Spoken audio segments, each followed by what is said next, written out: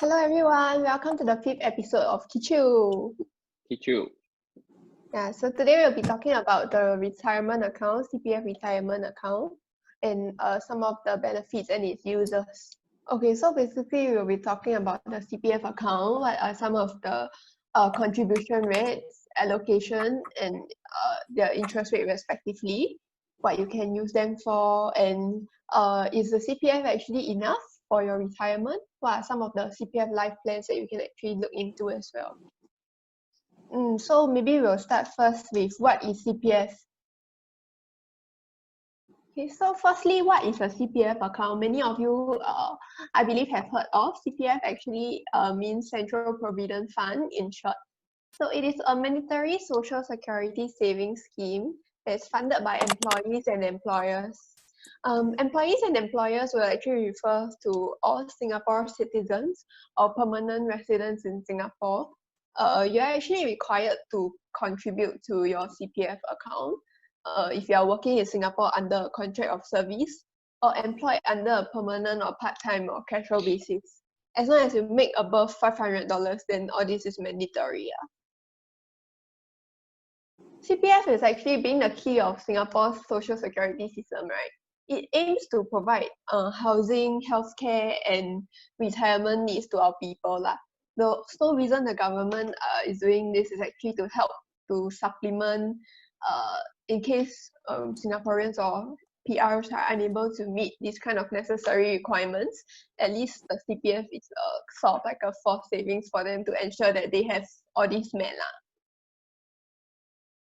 Okay, in short, I think after what Janelle has said, very chunky, right, to your basically it's just in short, it's just a forced savings plan. It's like a I would say pot of gold for each individual. Basically, you just keep putting money inside, and then when you reach a certain age, you just wait to get money out from your savings. That's about it. First thing first is what is the contribution that you put every month? Do you guys actually know the amount, or are you guys like just blindly contributing because you know that as a Singaporean or PR, you take income, you need to put aside for CPF, then the rest you take home? So I guess a lot of people fall into the second criteria, the second type, which is I just work. Only contributing. Yeah, correct. So I know I'm contributing, then just put money in. I know that at the end of the day, I'm taking home the remaining amount. So mainly for different age group, there are different allocation and contribution percentage. So for example, if you're looking at someone that's below 55 years old, usually the employee contribution is 20% of your salary and the employer's contribution will be 17%. So that's for the contribution rate. For the allocation rate, if you're looking at someone that's below age 35, you're looking at 23% to the ordinary account, 6% to the special account, and 8% to the Medisave account. Okay, then maybe another important thing is for people who actually earn more than a certain amount of income, right? There's actually a cap amount of contribution that is that you guys actually contribute to. Most of the people that earn 6,000 or higher a month, basically your contribution is kept only at 2,200. But it's not to say that if you want to contribute more, you cannot. You can always do self contribution. You can do your own voluntary contribution into whichever account that you want. Yeah. So just another information that you guys may or may not know. Okay, so how much are the interest rates for each specific account? Like I know how much I'm contributing, how much is going to which account, but how much interest am I getting respectively? Basically, your OA account is giving you actually a 2.5% interest. Your SA account and your Medisave account, is giving 4% each. So not sure if you guys know, but actually if you have a certain amount in your CPF, right, you actually be given a preferential rate, which is 1% higher than what I've just mentioned earlier. So for your OA account, right, basically the first 20,000 you can get interest of up to 3.5%. 3.5%. Yeah. Whereas for Yeah. your special account, it's the first 40,000 you'll be given it at 5%. So, okay, so all this time, right, we've been putting money into our CPF accounts, DB, OASA, and your MA. But what are they actually used for? There are a few uses for your CPF ordinary account. So the first thing that you guys can use for is for your dependent protection scheme insurance. So the second one is for your housing down payment and servicing, as well as your housing protection scheme, which is also known as HPS. So the fourth one that you guys can use your CPF OA for is for your education, and the last one you can use it for is for your CPF investment scheme. Then what about the SA account? What can you use it for? So basically for the SA account, which is also known as special account, there are two uses for it. So the first one is for retirement planning, and the second one is for your retirement investment. So similarly to your OA, you can also use your special account to invest. Nice. Then the last one is the MediSave account. Yeah. So not sure if you guys know, so for MediSave, unlike your OA, whereby you can use it to purchase house, for your MediSave account is mainly for your healthcare treatment. So you use your MediSave to buy the MediShield Life. So for some people, they will look for private insurer to actually upgrade their MediShield Life to the integrated shield plan. So basically what Jayden mentioned was that your MediSave can be used to pay for your insurance premiums and pay for part of the amount for your hospital bills. But besides that, right, your integrated shield plan, your private medical insurance, you can also pay for stuff like ElderShield. And upcoming, right, they'll actually be releasing this new long-term disability insurance, which is also can be used to pay with your MediSave account, which is CashShield, is coming up. And maybe just to give you guys some hindsight, ElderShield is for people who are 40 and above, Singaporean or PR. You are contributing to CPF, right? You have a MediSave account. Basically, you'll be automatically enrolled into this ElderShield scheme. It's to pay for in the event that you need any long-term care. So if you cannot do certain stuff on your own, right, basically you will start receiving a monthly payout. Whereas CashShield is similar in the sense that it covers the same thing, just that it's a non-opt-out feature. That's number one. And number two is that premiums definitely higher, and age band wise, right, it starts from 30 and above. So for those lucky people out there, once you're 30 this year, or whenever they release the CashShield, right, basically you'll be automatically enrolled into it. Then you can use your MediSave to start paying for the premiums. Then I think that's more or less about it for your CPF account, like like what Jayden mentioned earlier, housing, insurance, investments, education, children's education, and whatnot. But now I know all the users of this CPF account and everything. So is there a possibility that I have excess in the CPF and then I want to take it out as a lump sum to spend or anything like that? When can I actually take this lump sum out? To answer your question, there's a magic number that you guys need to know. Basically, when you can start taking out money, it's basically at the age of 55. When you turn 55, a few months before your birthday, actually, if you want to start withdrawing the money, right, you can just go down to CPF board, fill up a form, and you can do it. So it's that simple.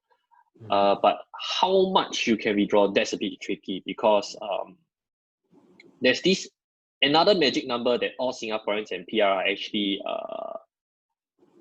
there's a benchmark for you guys to achieve. There's a target for you guys to achieve with your CPF account combined only from your ordinary account and your special account. The magic number is actually 181,000 this year, and it's called the full retirement sum. So that's a lot of money. Yeah, so this full retirement sum, basically it's a number that keeps increasing year by year. on average, based on the past, right, the increase is about 5,000 give or take. Yeah, so it's around 5,000. So this 181,000, you need to have it, and it will be placed into another account when you reach 55 years old, which is called the retirement account.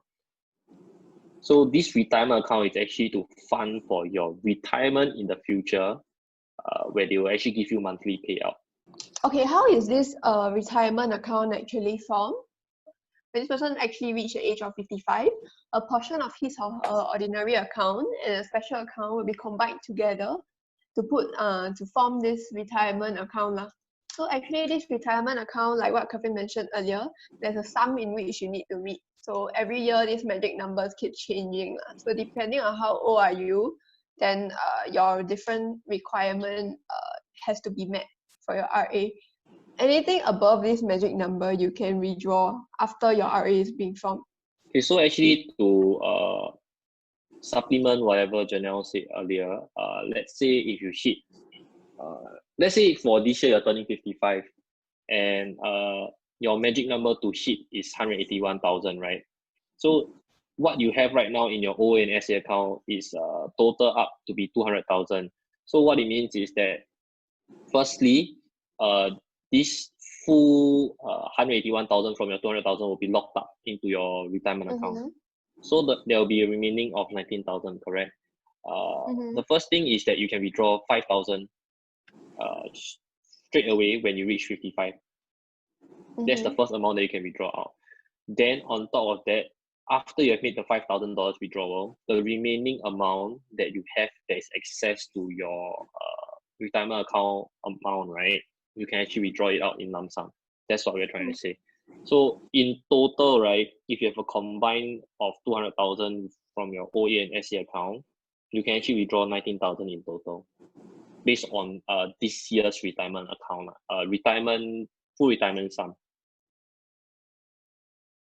But I think apart from the full retirement sum, there are other schemes as well, right? Yeah, besides full retirement sum, there's actually two others. So what are the other two called is basically basic retirement sum, then comes full retirement sum, then comes enhanced retirement sum. So these three things, right, the difference is in the amount you need to achieve. Basically, full retirement sum is what the government hopes that all Singaporeans and PR can achieve by the time they reach 55. But if let's say for some reason that they are unable to achieve, right, they can actually go into this the lesser requirement, which is your basic retirement sum. So basic retirement sum, what is the magic number for it? It's actually just half of whatever you have to contribute for your full retirement sum. So you just divide by 2 and you get a number. So for this year, it's actually at $90,500 combined from your OA and SA account. I missed out one more, which is the enhanced retirement sum. So basically, this enhanced retirement sum is just the magic number for it is 3 times of what 3 times the amount of your basic retirement sum. So 3 times. Yeah, it's 3 times of the amount. So 90,500 times 3, that will be the amount that you have for enhanced retirement sum. So some people will say like, wow, why would anyone choose to have the enhanced retirement sum? Go for enhanced retirement sum, right? It's because same thing likewise, it's just so that you can benefit more from your monthly payout from your CPF life.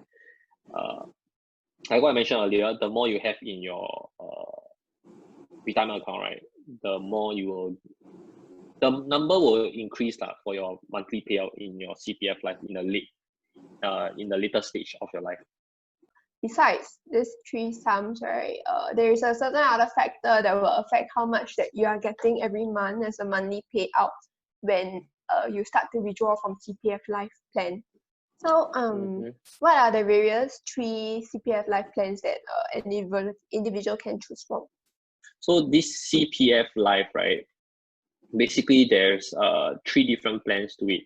So the 3 different plans are actually the standard plan, escalating plan, and also the basic plan. So these 3, there are different amount paid out for these 3 different plans. So maybe But you all can. I think before we go any further, right, we need to let the viewers know what is CPF Life first.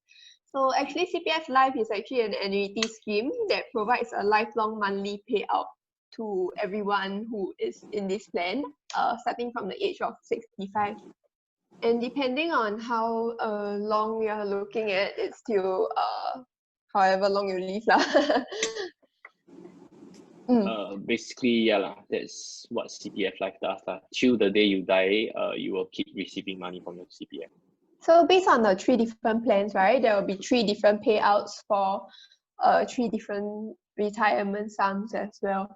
So if you were to look at this table over here, the first column here would be for the standard plan. So if let's say a normal Singaporean with a full retirement sum, you'll be getting $1,390 to $1,490 every month. This is the default plan that you are enrolled into. So so on and so forth for the escalating plan and the basic plan over here. So guys, if you were to look at this picture, right, then you'll see this default thing over here. What does it mean? So default basically means that every individual, if you don't sort of tell CPF which kind of plan you want to take up, so they will automatically enroll you into this standard plan. And if you want to change it to maybe the escalating plan, you will have to go to CPF board to actually get them to do some arrangements for you if possible. Otherwise, you'll be enrolled into the standard plan. Standard plan will basically means that your payout throughout your entire life is the same. So but then if you want to, you feel like you need more money when you get older and everything, the escalating plan actually gives you an increase in 2% every single year. So at the start, although you start with something lower, which is $1,070, you probably end up with a lot more payout at it, maybe like when you're 69, 70 years old. And this amount that you just mentioned, right, basically is based on the amount that is stated in the column there, based on the basic retirement, full retirement, and enhanced retirement sum. So all these numbers can differ if, let's say, you have a higher or lower amount. To actually find out what is the exact amount or the rough amount that you'll be getting, you can actually go into your CPF account and they will have this retirement amount calculator to calculate for you. So you all can just punch in the numbers that you all have, and then you all can see how much you'll be getting, basically. Okay, that's great. So maybe guys, now I show you something. Okay, maybe you can take a look at this one. This is what happens to you upon death if, let's say, you choose the basic plan. Okay, so in this case, if you have to choose the basic plan, right, at the age of 55, your RA will be formed, and then your RA savings with interest will accumulate until you're at the age of 65. So at the age of 65, right, you receive a monthly payout of $760 every month, roughly around there. This is just a rough generated figure. Until the age of 90. And then from age 90, you can actually continue to receive lifelong payout, but this is from your lifelong income fund. And what I mean by lifelong income fund, right, is actually a portion of your RA that is coming out from it's actually from a portion of your RA that you put into at the age of 65. So if you die at the age before 65, right, the full sum in the RA and interest will be given to you as your bequest. If you die between the age of 65 to 90, the remaining RA savings and interest, as well as your annual premium for the lifelong income fund, will be to your bequest. And after 90, you will receive whatever balance without interest. So now I mentioned so many bequest. What exactly is bequest? So what is bequest? Bequest is actually the amount of money you get, you passed on to your loved ones or whoever is after you when you die Similarly, I do have this table as well. Okay, so take a look at this table. Let's say this person passed on at the age of 75, and he chooses a standard plan. So standard plan will give him a payout of $1,391 every year. but then, every month. But then, when he or she dies, this Mr. Tan, he is only gonna receive, his descendants are only gonna receive a bequest of 87,000 to 93,000. But then, if this Mr. Tan, happens to have a longer life, he passed on at the age of 85. And then, although the monthly payout since 75 to 85 is still the same, but his bequest has become zero. So on and so forth until maybe when he passed on at 100 years old. But if this Mr. Tan will be choosing another plan today, let's say he chooses the escalating plan, the amount that he gets every month at age 75 and age 85 is different also. So as you can see, it's a 1,003 versus a 1,006 lah. But the bequest wise, right, it will still decrease when he's 80, as he grows older lah. When he's 85, bequest will still be none. So you really need to consider whether at this moment of time, how you want to, allocate your bequest or allocate how much you have and how much you want to leave behind. Okay, so now let's take a look at the logical question most of you will be asking. Is CPF actually ample to fund for my retirement? What do you guys think? The question that you asked, I would say the logical answer is no, because you have to take into account like your monthly expenses. So if let's say, right, what is comfortable for you to what's a comfortable amount for you guys to survive, or just on very, very basic necessities, right? What is the amount needed? Then followed by inflation, and it takes a lot of calculation and a lot of crunching of numbers to find the sweet spot, whether it's enough or not enough. But most of the time, right, the amount just relying solely on CPF life, right, is not enough. So actually the government gave us a number lah. The government actually said that every individual, roughly 1,003 per month is enough for you to survive. That is bare minimum. But that didn't take into consideration of the lavish lifestyle that most of us are having now lah. So if you take a look at your current standard of living, are you living well? Are you comfortable with whatever you're having now? So if the answer is no, and you want something better, or maybe to be able to provide more for your family, right? Then definitely whatever bare minimum that you're spending now is not enough lah. So for myself, right, personally, in this CB period, although I am not really spending much and not really going out much, so maybe this is the kind of life retirement is without any, big lavish hoo-has. So if this is the case, right, I'm already spending more than 1,003 every month.